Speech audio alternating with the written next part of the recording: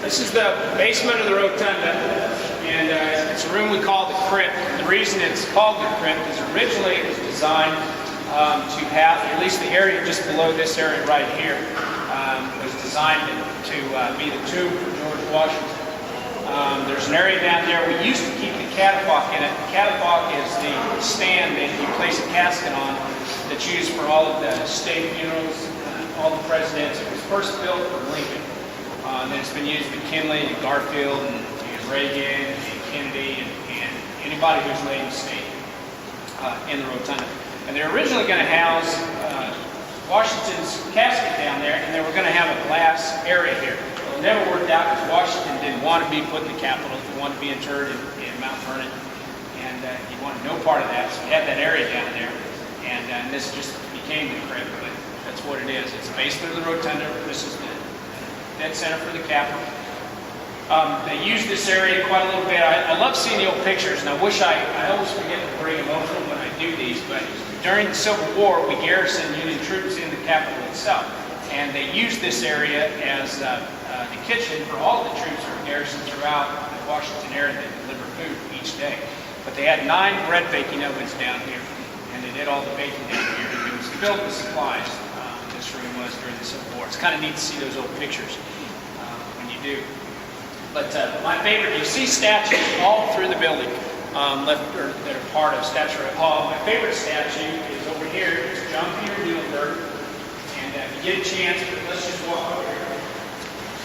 The best story of all of them. And every one of them has a story, which is kind of neat. And some of you have heard me tell the story before.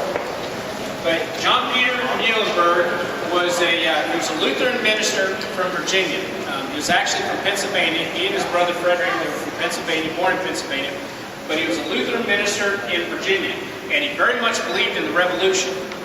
And one of the things that he wanted to do was get as involved as he possibly could. And one day he decided he wanted all his male parishioners to fight in the war.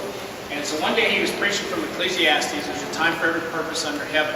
And there's a time for war and a time for peace, which he finished at that point. He gave his closing sermon. And after his sermon, he was standing up on the dais, and he took his black robe off. And underneath his black robe, he was wearing full uniform of an officer in the Continental Army. And he went on to serve in the Continental Army, and I believe it was the Virginia Fort. They formed that day, and they all went on to serve. Now, his brother Frederick Muhlenberg was a minister in New York. And he thought his brother had no business being a minister serving in the Revolutionary Army. And so he would castigate him and be aggravated at him, and I know they used to get in a lot of fights if you ever read the books about it.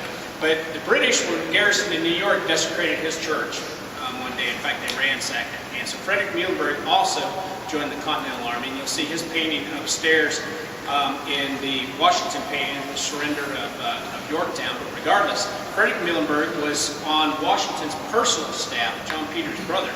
But after the Revolutionary War, he was elected to Congress from New York, the Continental Congress, and then once we formed our government and had written the Constitution, he was elected the very first Speaker of the U.S. House of Representatives. So his painting is also in the back of the House chamber in the Speaker's lobby. So John Peter Muhlenberg, Frederick Muhlenberg, both interesting individuals, had a lot to do, at least a component to our founding as a nation, but you never hear a whole lot about it. But the statue is actually of John Peter taking his robe off and wearing that uniform underneath it. So it's one of my favorite stories. There's a lot of great stories.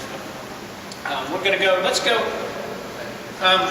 to describe it, we're going to go through those doors, and we're going to go down the escalator, and we're going to stand up on the balcony up above.